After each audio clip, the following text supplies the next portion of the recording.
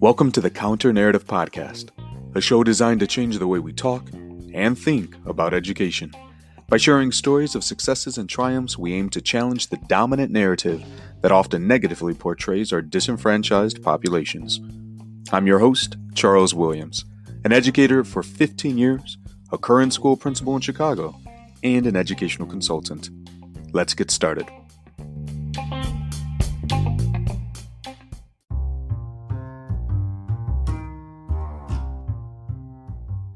Hey listeners, before we jump into the show, I wanted to tell you about the Equip to Achieve EQ and Remote Learning Summit, which will be held from April 8th through the 11th. Now, this is a can't-miss opportunity for those seeking strategies, information, and inspiration on everything from parenting and teaching in the digital age to addressing social isolation through the lenses of emotional intelligence and social and emotional learning. And the best part? You don't even have to leave your house to attend. We weren't prepared for the impacts of COVID-19 on our educational system, but this virtual event promises to bridge the gaps and equip and empower attendees with the knowledge and skills to do better in 2021 and beyond. Now, here's the best part. Registration for this 4-day event would normally cost you over $200. But if you use the link found in the show notes, you can get full access to this entire conference for only $100. That's over 50% off. So be sure to register today by using the link in the show notes or on any of my other sites.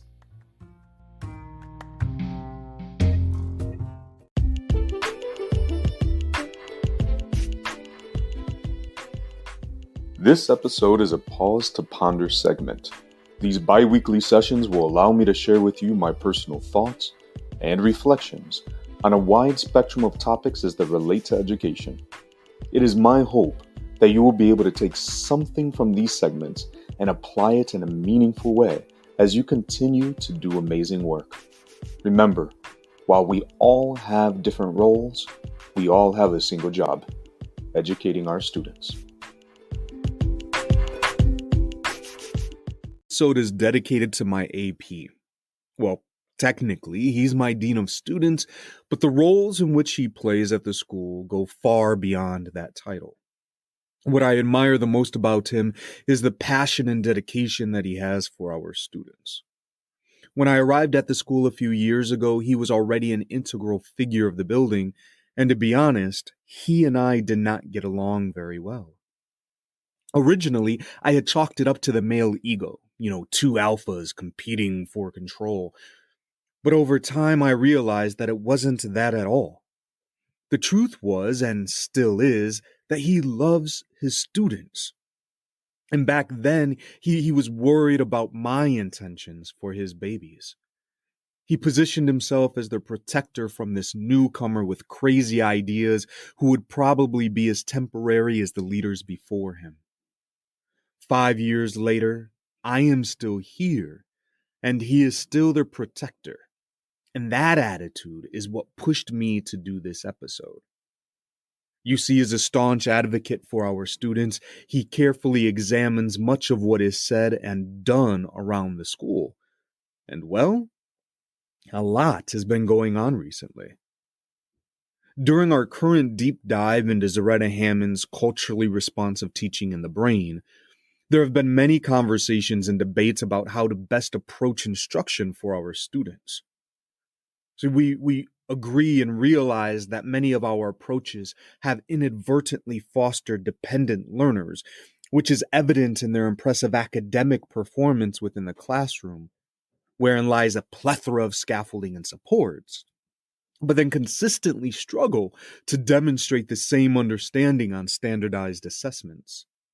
And before I continue, if you're an avid listener or have connected with me in other spaces, you will know that I'm not a proponent of high-stakes standardized testing. There exist many issues with the way in which the assessments are designed and implemented, not to mention how the data is used, but that is not the focus of this episode. The reality is that while we push for educational revolution in these areas that we know continue to perpetuate the achievement gap, We must also acknowledge that our students must still navigate these spaces. The world isn't pausing while we fight, so we must take on the Herculean task of simultaneously advocating for our students while preparing them for the realities of our current situation. And this, I fear, is where we must remain focused, for it is a narrow path from which any deviation can result in unintended consequences. Equity is a word that has been used a lot, like a lot. And part of that discussion is how equity and equality are not the same thing. I think we should all know that by now, but for the purpose of this conversation, I'll reiterate it simply, and that equality refers to sameness, whereas equity refers to conditional upon need. Maybe this is just me, but I fear that we have embraced the concept of equity to such a level that we have replaced equality without realizing the harm that this can cause.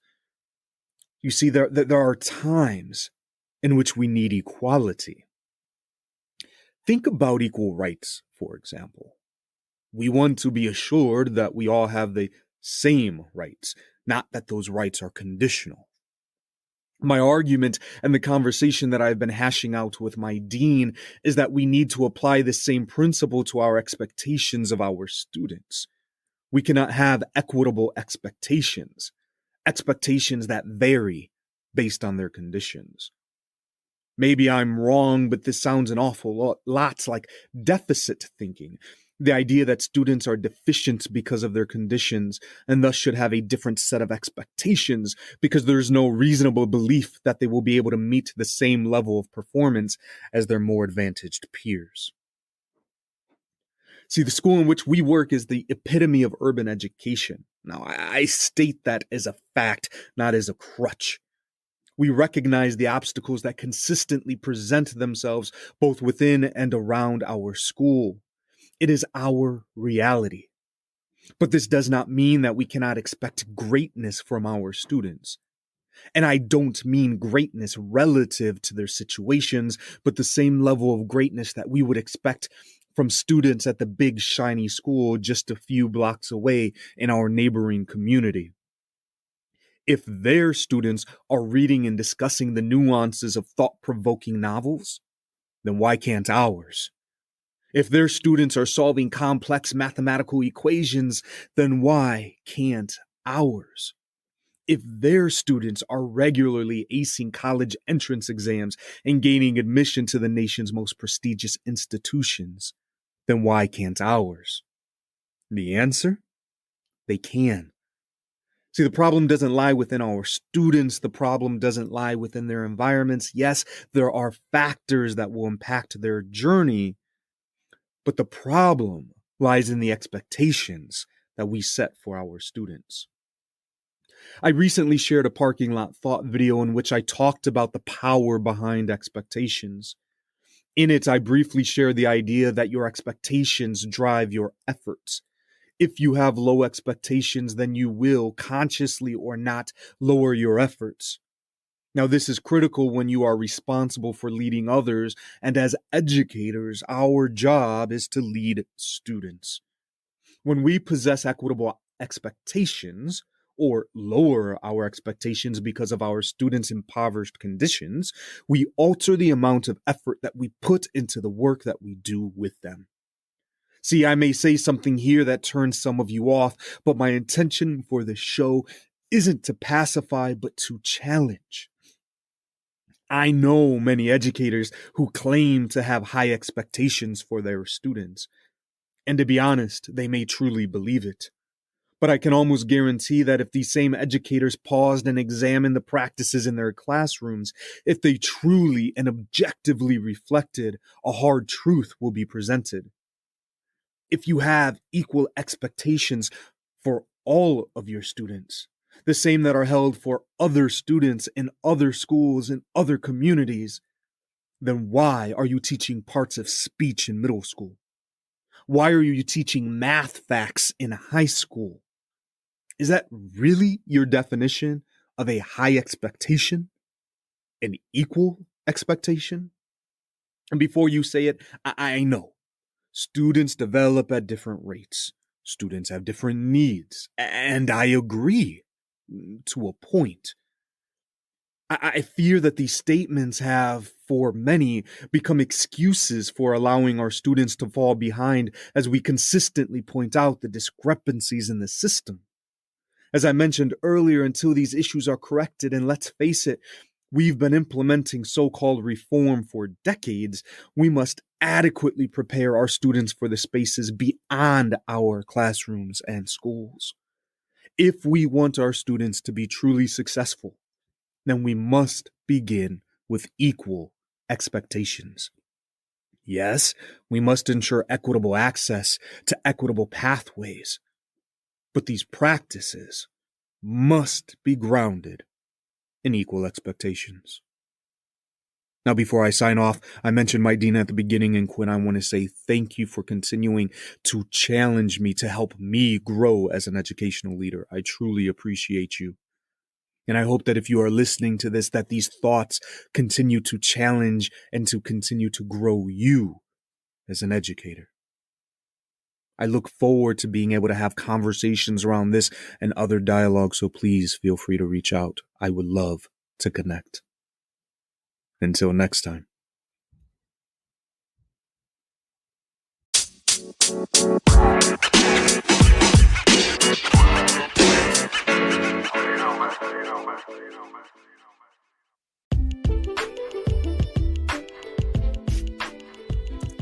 I want to thank you for listening to the Counter Narrative Podcast.